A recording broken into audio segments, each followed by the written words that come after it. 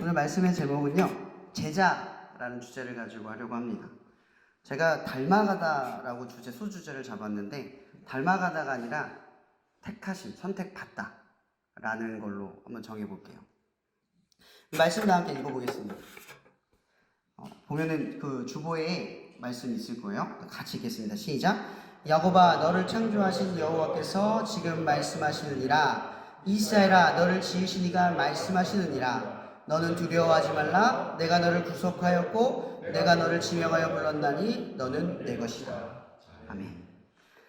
전 예전에 이 구속이라는 말이 이제 철컹철컹 잡혀가는 건 줄 알았어요. 아, 나 하나님한테 완전히 붙들렸구나, 끌려가는구나, 이렇게 생각을 했는데 이 한자 용어더라고요. 구속하다라는 말은 이제 하나님의 구원에 이렇게 풀려났다, 그 뜻이래요.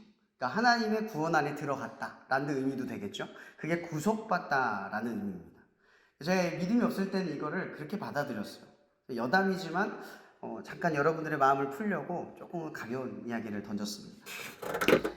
여러분, 이 스승과 구조, 우리 학교는 이 스승과 구조가 유난히 드러나는 구조잖아요, 그죠? 학교이기 때문에.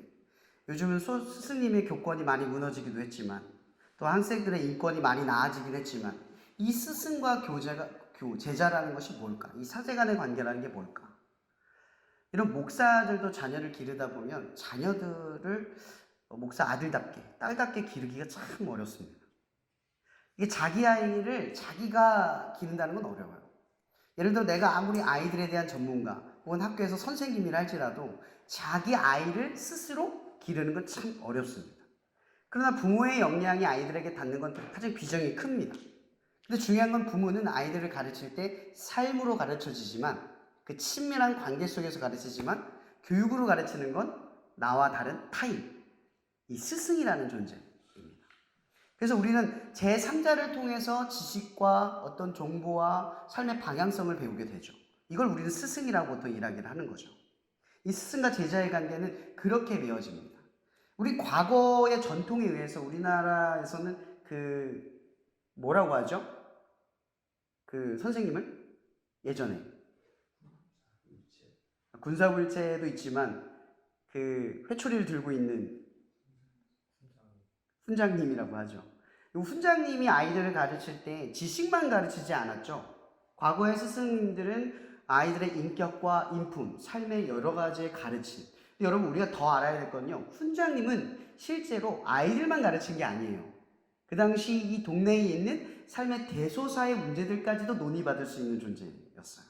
이와 비슷한 선생님의 역할을 감당했던 게 유대인에도 있어요. 유대는 이 스승을 훈장 말고 다른 말로 표현을 하죠. 뭐라고 하죠? 랍비 혹은 스승, 이렇게 선생 이렇게 표현을 합니다. 랍비라고 보통 이야기를 해요. 지금도 랍비가 있는 거 아시죠? 랍비 대학교가 따로 있습니다. 지금 이스라엘은 나라가 없는데도 그 전 세계의 유대인들이 직접 찾아가서 그 대학을 나와야지만 진정한 랍비가 돼요. 유학을 가야 되는. 랍비는 실제로 이 성경에 있는 대다수의 내용들을 목사들도 대단하죠. 다 외워요. 거의 외우고 있어요. 탈무드까지 외우고 있고 수많은 지식까지도 가지고 있어요. 근데 참 여러분들이 알고 있는 것과 조금 다른 랍비의 가르침에는요, 뭐가 있냐면 부부간의 관계까지도 질문을 해요. 이 예민한 문제들까지도 질문을 해요. 아이들을 기르는 문제, 혹은 내가 삶의 진로를 결정하는 문제들까지도 찾아가서 랍비들에게 물어요. 혹시 탈무드를 읽을 기회가 있으면 읽어보시면 그런 질문을 하다가 역지사지로 정말 충격을 받는 대답을 듣는 경우가 참 많다는 걸 보게 돼요. 그래서 이와 같이 스승은 여러분들에게 주는 지식이 여러분의 삶과 동떨어지지 않는 말을 가르쳐준다는 거죠. 근데 여러분, 말씀을 들을 때, 교회에서 설교를 들을 때 여러분의 말씀이 삶에 적용되는 것이 여러분의 삶과 동떨어짐을 많이 느끼지 않아요? 이걸 어떻게 적용해야 할까? 이게 내 삶과 무슨 상관이 있을까? 생각을 할 때가 있을 거예요. 여러분, 우리는 예배를 형식으로 받아들여요. 드리고 나면 끝나요. 하나님이 이걸 받고 나면 나는 충분히 했다라는 감각으로 끝내잖아요. 근데 그게 아니라는 거죠. 진짜 예배라고 하는 건 여러분들이 이 자리에서 듣고 여러분의 삶에 접목시킬 수 있는 그 가까움이 있어야 하는 거예요. 듣고 행함, 이것이 연결되어져 있는 게 예배라는 거죠. 그저 하나님이 여러분들에게 지식을 가르쳐주고 이게 그런 거구나 하고 어떤 이 지적 호기심에서 그냥 쾌락만 느끼고 끝나는 게 아니라 그것이 깨달아지면 그게 삶에 어떻게 적용할까를 우리가 여기서 결단하고 배워가는 것. 그것이 예배의 기초라는 겁니다. 제가 왜 스승에 대한 이야기를 자주 하냐면요. 여러분 보통 좋은 스승, 유대인이 랍비가 되는 것은 어떻게 전통이 되어 있냐면 좋은 스승이 되려면 좋은 제자를 선택해야 돼요. 이 명예가 걸려있는 문제거든요. 여러분 이 사도 바울의 스승의 이름이 뭐죠? 가말리엘이라고 해요. 그죠? 사도 바울이 자기의 어떤 이 삶에 내가 히브리인으로서 내가 대단하다라는 걸 증명할 때 어디에 수하라고 이야기하냐면 나는 가말리엘의 문화생이라고 이야기를 해요. 그 사람에게 배웠고 그 사람의 제자다 이야기를 하죠. 이 얘기는 뭐냐면 좋은 스승 밑에 좋은 제자, 그러니까 명예가 직결되어 있다는 거예요. 자, 그렇다면 이런 관계가 있는 거죠. 랍비가 제자를 선택을 해요. 그럼 어떻게 선택을 하냐면 보통 제자가 스승을 찾아가요. 스승이 찾지 않아요. 스승이 이게 랍비가 돌아다니면서 쟤 가르치면 하는데 네가 좀 똑똑하다며 이렇게 해서 데려가는 게 아니라 제자가 선생님을 선택을 한다는 거죠. 근데 이 스승은 아무 제자나 선택하지 않아요. 어떤 제자를 선택할까요? 자기의 기준에 들어온 제자를 선택한다는 거죠. 이게 랍비의 전통이에요. 그러니까 좋은 제자는 좋은 스승을 선택하고 좋은 스승은 좋은 제자를 선택하는 거예요. 근데 이 사제 간의 관계가 뭐라고 하죠? 엇갈리는 게 뭐냐면 엇갈리지 뭐냐면 명예예요. 명예. 명예를 위해서 좋은 제자, 명예를 위해서 좋은 스승. 그죠? 요즘 학교 선생님들 저도 가끔 이제 교사들 학교에서 선생님들을 만나요. 중고등학교, 초등학교 선생님 만나는데 상담을 듣다 보면 정말 이분들이 아이들을 가르치는데 얼마나 한계를 느끼냐면 혼내지를 못해요. 뉴스에도 최근에 나왔었죠. 그게 현실적인 문제였어요. 저는 그 뉴스가 나오기 전부터 그런 상황이라는 걸 알고 있었어요. 선생님들이 뭘 포기하냐면 아이들을 가르치다가 내가 어떤 영적인 에너지를 이 신경 덜 쓰기 위해서 뭘 하냐면 가르치는데 혼내지 않아요. 자기 업무만 수행하는 거예요. 아이들의 인성을 버려둬야 일이 쉬워지는 거예요. 이런 상황이 벌어진다는 거죠. 마찬가지로 예수님께서 이 당시 이 예루살렘에 나타나셨을 때, 이스라엘에 나타나셨을 때 상황이 이랬다는 거죠. 모든 사람들, 랍비라고 하는 사람들이 이스라엘 사람들을 하나님의 자녀, 하나님의 백성으로 끌어가는 데보다 뭐에 관심이 더 많았다? 자기의 명예, 자기를 드러내. 내가 하나님의 자녀답다. 아니면 내가 하나님의 백성답다라고 하는 것에 대한 더 많은 할애를 두고 있었다는 거죠. 여러분 예수님께서 랍비들을 얼마나 질책을 하십니까? 너희들이 높은 자리에 있다가 창피를 받을 것이다. 친구가 가서 너를 내려앉힐 거기 때문이다.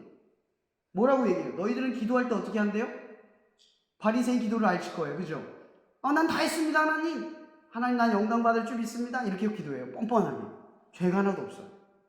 길을 다니면 내가 인사를 받고 대단하신 우리 랍비님 오셨습니다. 그거에 더 칭송에 대한 관심이 더 커요. 내가 랍비다. 이거죠. 그럼 여러분 우리 다시 고민을 해봐요. 진정한 스승이 뭐냐? 고민을 할 때 우리는 진정한 스승은 제자에게 인생에 대한 진로와 방향을 결정해 줄 수 있는 영향력을 지녔다라는 거죠. 그냥 취업만 해주고, 그죠? 그냥 삶의 어떤 자격증이나 어떤 길만 제시하고 도움만 주는 그게 스승이 아니라는 거죠. 진정한 스승은 뭐예요? 제자에게 영향력을 줄 수 있는 거예요.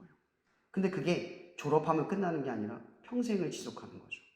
내가 그 사람을 떠올렸을 때 아마 여러분들도 살면서 좋은 스승을 한 번 정도는 만났을 거예요. 아니면 좋은 어른이든 아니면 학교에서 교회에서 좋은 스승을 만났던지 좋은 장로님, 권사님을 만난 적이 있을 거예요. 여러분 그분과의 만남이 그분들과의 가르침이 혹시 거기서 끝나나요? 좋다라고 인정하는 순간 거기서 끝나요?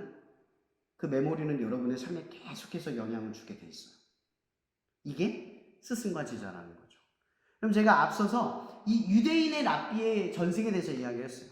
그럼 이제 거꾸로 가보겠습니다. 이 당시 예수님께서 제자들을 어떻게 선택하셨죠? 아니, 예수님이 어떤 제자를 선택하셨습니까? 베드로는 어부죠. 마태는 세리입니다. 그죠? 대부분의 사람들이 지식이 없거나 또 어땠죠? 사람들에게 비난을 받는 사람들이었어요. 오히려 마태랑 밥을 먹었을 때 사람들이 저 사람 왜 죄인 집에서 밥을 먹지? 저 사람이 어떤 사람인 줄 알면 저렇게 안 할 텐데 예수님은 아랑곳하지 않았어요. 여러분 예수님께서 선택을 했어요. 오늘 말씀에 이 이사야서, 여러분 이사야서의 대부분의 말씀은 예언서잖아요. 근데 어떤 예언이냐면 이 하나님의 징벌, 이 멸망 속에서 완전히 떠나버린, 멸망해버린, 흩어져버린 그 이스라엘을 향한 이야기예요. 여기서 야곱아라는 표현을 쓰죠. 왜 야곱이라는 표현을 썼을까? 이미 이스라엘로 바뀌었는데. 여기서 말하는 야곱아, 여러분 이 이사야서에 그 말이 있죠. 이 버러지 같은 야곱아라는 표현. 이 야곱이라는 이름은 어떤 의미를 지니고 있죠? 꾀, 약은 꾀, 발 뒤꿈치를 잡다. 그러니까 이스라엘로 바뀌기 전에 야곱은 버러지 같고 별 볼 일 없고 선택받을 자격이 없는 존재라는 거죠. 근데 하나님께서 지금 애칭과 비슷하게 애증과 관련된 호칭을 부르는 거예요. 야곱아. 그러니까 뭐예요? 내가 하나님의 백성, 하나님의 자녀로 부르기 이전에 너야. 나는 너를 기억하고 있어. 그렇게 부르시는 거예요. 그러고 나서 하나님께서 뭐라고 말씀하시냐면 이번에 말해요.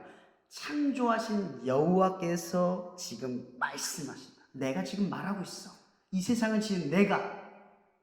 이건 어마어마한 부르시는 거죠. 엄청난 권위로 부르시는 거예요. 창조주가 지금 창조된 존재를 부르고 있어요. 근데 그 창조된 존재가 버러지 같은 야곱이에요. 말을 잘 듣는 이스라엘이 아니라 하나님의 선택에 적합한 이스라엘이 아니라 하나님의 선택에 전혀 부합되지 않는 야곱 같은 존재라는 거죠. 지금 하나님께서는 멸망당한 이스라엘, 그 이스라엘을 부르는 거예요. 야곱아. 그러고 이야기하시는 거죠. 이스라엘아, 다시 한번 상기시키는 거예요. 너의 영광된 이름을 상기시키는 거죠. 너를 지으시니가 말씀하시니라. 너는 두려워하지 말라. 내가 너를 구속하였고 내가 너를 지명하여 불렀나니 너는 내 것이다. 여러분 연애를 해본 사람들은 다 알 거예요. 혹은 누군가에게 소속감을 갖지 못했던 분들이 이 말을 들으면 알 거예요. 야, 너 우리랑 같은 팀이야. 야, 넌 진짜 내 거야. 이 말이 얼마나 소속감이 떨어진 사람들에게 큰 위로가 되는 줄 아세요? 여러분 이 이스라엘이 지금 이 이사야서에서 하나님의 백성의 권위로 떨어져 나간 거예요. 완전히 구속되면서 벗어나 버린 거예요. 근데 하나님께서 그들을 부를 때 얼마나 강력한 메시지로 부르냐면 내가 너를 지명했어. 지명은 뭐예요? 수많은 사람들이 있는데 손가락으로 정확히 목표 지점을 가르치는 거예요. 너!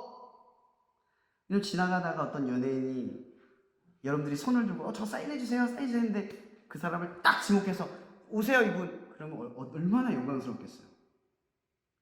그 지목한 거예요. 근데 또 지목한 것에 끝난 게 아니라 불렀대요. 지명하여 불렀대요.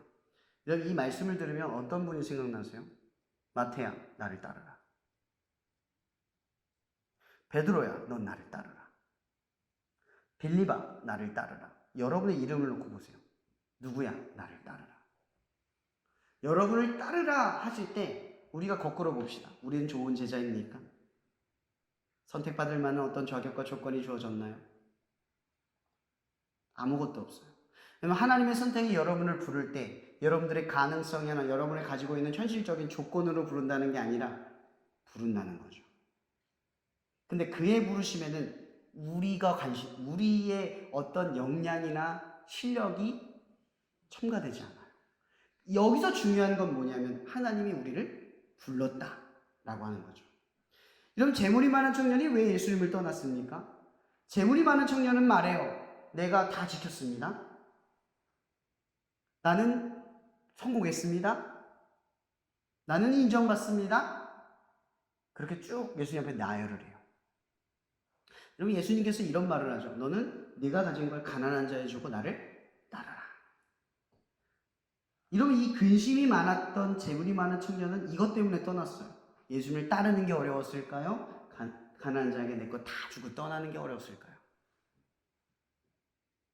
여러분 재물이 많은 청년은 아무런 자격과 조건이 없었지만 자기 스스로 자격과 조건을 갖췄어요. 이 모든 걸 내려놓기가 어려운 거죠. 하나님이 여러분들을 부를 때 하나님 나 이것만 하고 갈게요.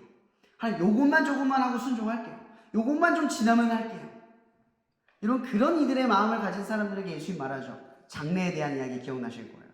내가 아버지 장례하고 가겠습니다. 여기서 이 장례란 우리나라의 장례랑 좀 비슷하긴 해요. 뭐 30일, 1년 이렇게 오랫동안 하고 난 뒤에 쫓아갔다 그 얘기예요.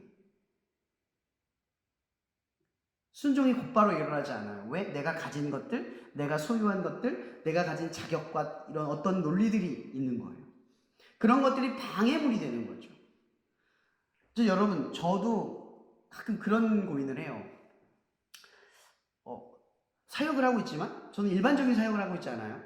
하지 않잖아요. 이렇게 사역을 하면 또 가서 이제 일을 하고 많은 시간. 제가 묵상을 해봤어요. 저는 일하는 시간이 많을까, 사역하는 시간이 많을까.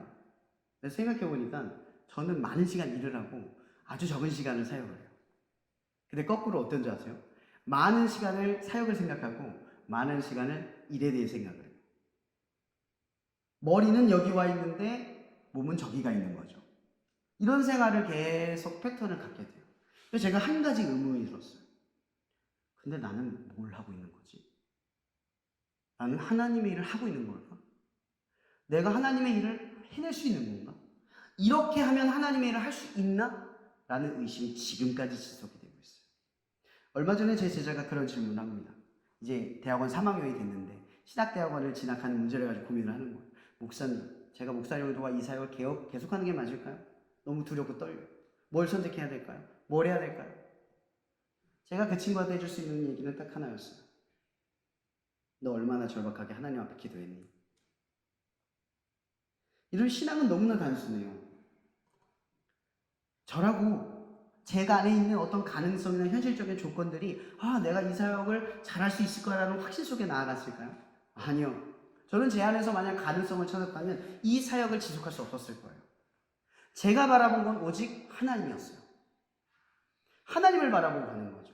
여러분들이 택하심을 받은 것이 여러분의 자격과 조건이 아닌 것이 중요해요. 왜? 우리 거기에 절망할 필요가 없으니까요. 자격이 없는 자, 조건이 없는 자에게는 절망할 조건이 없어요. 아무것도 없으니까. 여기엔 단지 뭐가 있어요? 하나님이 여러분을 택하셨대요. 하나님을 택하신 존재는 하나님이 책임을 지신다는 거예요. 여러분의 인생을 하나님이 책임진다는 거죠. 근데 우리는 자꾸 내가 하나님을 책임지려 해요. 이러면 하나님이 여러분을 불렀어요. 근데 우리는 하나님이 여러분을 불렀다는 사실을 망각하고 내가 하나님께 택함을 받았다라고 생각해요.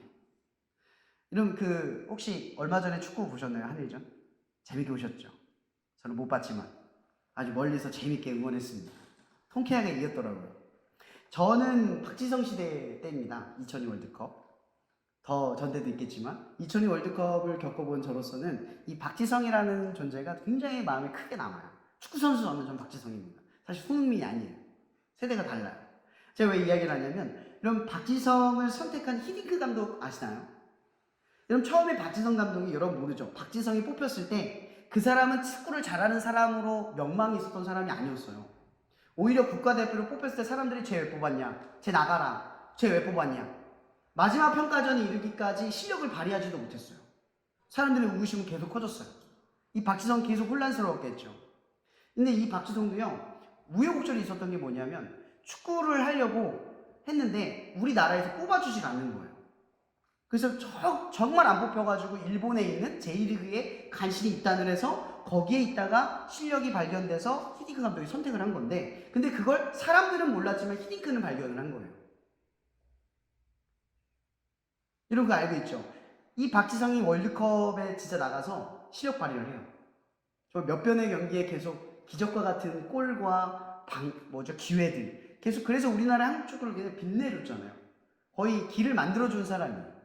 근데 이 사람이 그렇게 2002 월드컵을 끝나고 그 월드컵이 끝난 게 아니라 지나고 나서 PSG도 입단을 하죠. 히딩크를 따라서 계속해서 장승을 해요. 계속 성장을 해요. 근데 예전에 그런 인터뷰가 생각이 나요. 이 박지성이 그런 얘기를 해요. 뭐냐면 자기는 축구를 열심히 하는 사람이었지만 잘한다고는 생각을 할 수 없었대요. 뽑히는 게 너무나 감사했고 너무나 좋았대요. 근데 지탄을 받았을 땐 내가 맞나? 정말 내가 하는 게 맞나? 라는 수많은 의구심을 가졌대요. 근데 그때 박지성이 뭘 봤냐? 나를 선택한 히딩크를 봤다는 거죠. 내가 발견하지 못한 가능성을 본 히딩크 감독을 보면서 열심히 했대요. 그 사람 마음에 들려고 한 게 아니라 나의 가능성을 본 그 사람을 믿은 거죠. 네, 여러분 가능성을 여러분 스스로 측량하거나 판단할 수 있어요? 없죠. 여러분의 가능성은 여러분 안에서 내 스스로가 발견할 수가 없어요. 여러분을 믿는 분을 통해서 드러나는 거죠. 여러분을 믿는 분을 통해서 드러나는 거예요. 그게 여러분의 가능성이죠. 그래서 고린도전서에서는 이 믿음에 대해서 이렇게 해요. 믿음, 소망, 사랑. 그 중에 제일은 뭐예요? 사랑. 여기서 왜 사랑인 줄 아세요? 사랑은 믿음을 갖게 해요.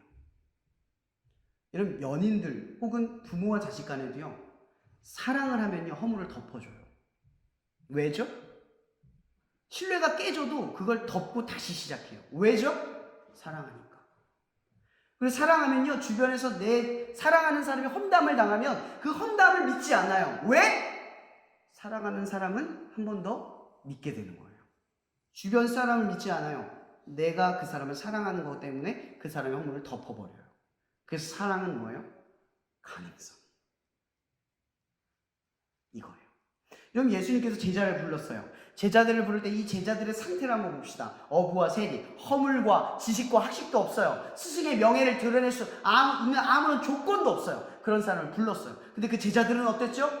예수의 가르침을 들을 때마다 예수의 가르침에 깨달음을 얻고 사람들에게 영향력을 미쳤나요? 아니면 예수의 발목을 계속해서 붙잡았나요? 계속 붙잡아요. 가르쳐주면 이해를 못해요. 또 보여주면 믿지를 못해요.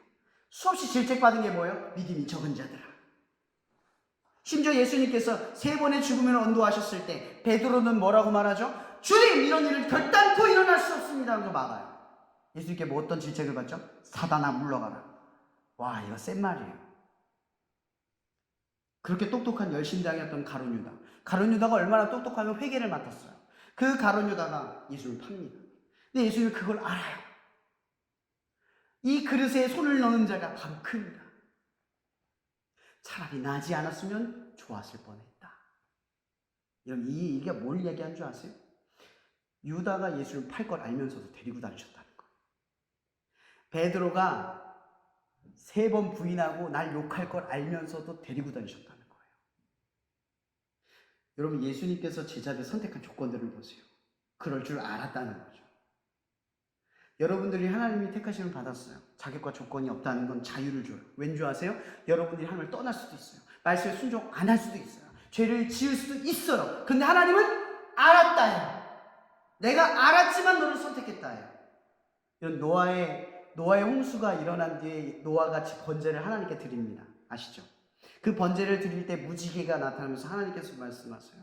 너희들은 어려서부터 악하고 그 계획이 늘 악한 줄 내가 알미라. 다시는 너희를 멸망시키지 않겠다.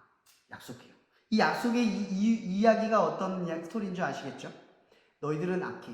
근데 난 너희들 멸망시키지 않을 거야. 약속하신 거예요.